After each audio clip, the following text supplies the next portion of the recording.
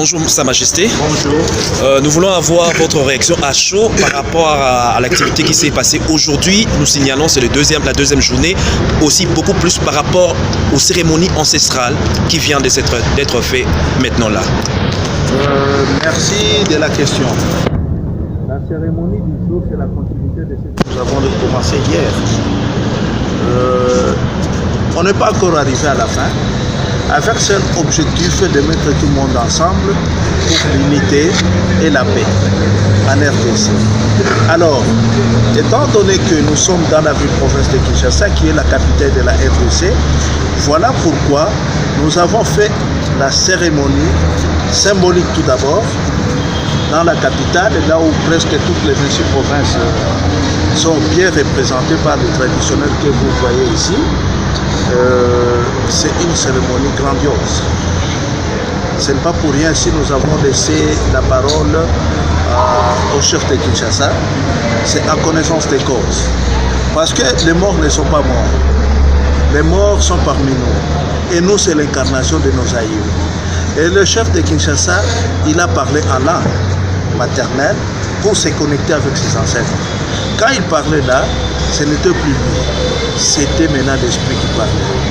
Alors, tout ça pourquoi nous demandons seulement la paix en République démocratique du Congo. Il n'a pas parlé seulement pour Kinshasa, mais il a parlé pour toute la République. Mais le malheur en est que, tel que j'avais dit hier, l'autorité coutumière n'est pas si considérée dans notre pays. C'est ça le malheur de notre pays. Et c'est la raison pour laquelle beaucoup de choses se bloquent dans notre pays. Il faut que l'autorité coutumière soit considérée pour faire avancer les choses. Parce que la terre a des oreilles, tel que l'apôtre a dit. La terre a des yeux, tel que l'apôtre a dit. Mais la terre n'a pas de pieds. Pourquoi ça? Parce que Dieu a voulu que chaque tribu se retrouve dans leur terre. C'est lui l'utilité de terre.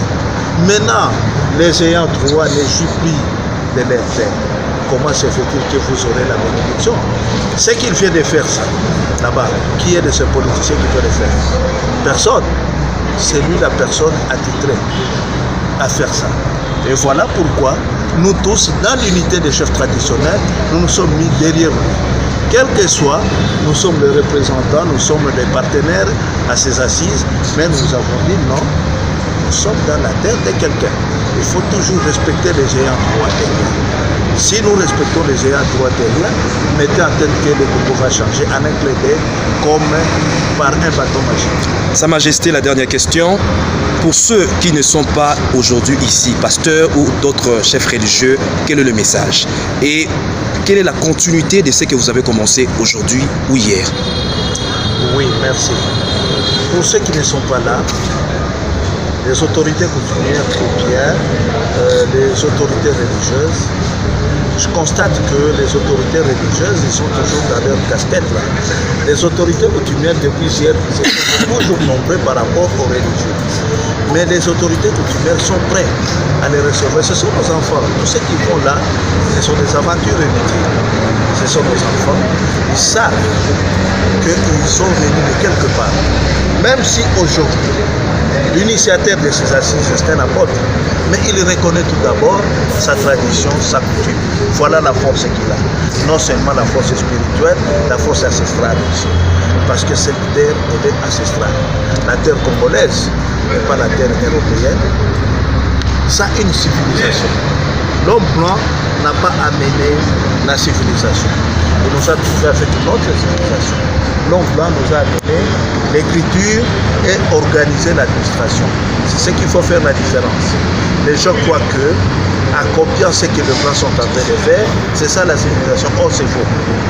La civilisation est de savoir d'abord vos origines, vos rituels, vos us et coutumes. C'est ça votre civilisation. Voilà pourquoi, en Chine, vous ne trouverez jamais quelqu'un qu'on appelle Jean. Parce qu'ils reconnaissent bien leurs coutumes et leurs traditions. Et ils utilisent toujours leur propre repas à manger. Ils ne mangent jamais n'importe quoi. Non. ici chez eux, ils mangent des crapauds. Même s'ils arrivent ici, ils trouvent les crapauds, ils mangent. Ils savent pourquoi ils mangent ça et dans les crapauds, il y a quoi? Mais vous voulez manger aujourd'hui les Thompson. Les Thompson, c'est quelque chose qui a été mis dans des congélateurs il y a des années. On envoie ça au pays pauvre. Voilà pourquoi nous mourons bêtement. Nous abandonnons nos cultures, nous abandonnons même nos repas. Si quelqu'un passe aujourd'hui, ministre, PDG ou bien qui que ce soit, en n'est rien dedans, il est fatigué. Vous le trouvez sur la rue. Trop fatigué parce qu'il a abandonné ses rituels, il a abandonné son repas. Si vous regardez le président Macron, est-ce qu'il manque les moyens pour gonfler le ventre? Mais pourquoi il est toujours comme ça? Il respecte ses règles. Pourquoi pas nous aussi? Restons congolais, évitons de s'appliquer au rythme, au système des Européens. Ce n'est pas notre système. J'invite, vous avez posé la question, à tous ceux qui ne sont pas là, j'invite tout le monde à venir à ces assises qui vont se clôturer demain si possible, parce que c'est pour le bien des Congolais. Tout celui qui se sent être congolais, pasteur, chef traditionnel, il a droit à venir parce que ce sont les bienvenus que nous attendons dans les assises. Il faut qu'on discute pour la paix et l'amour de notre parti. J'espère que tout le monde qui va écouter ce message, ils vont se donner la peine de venir nous rejoindre. Merci. Sa Majesté, un petit résumé Lingala pour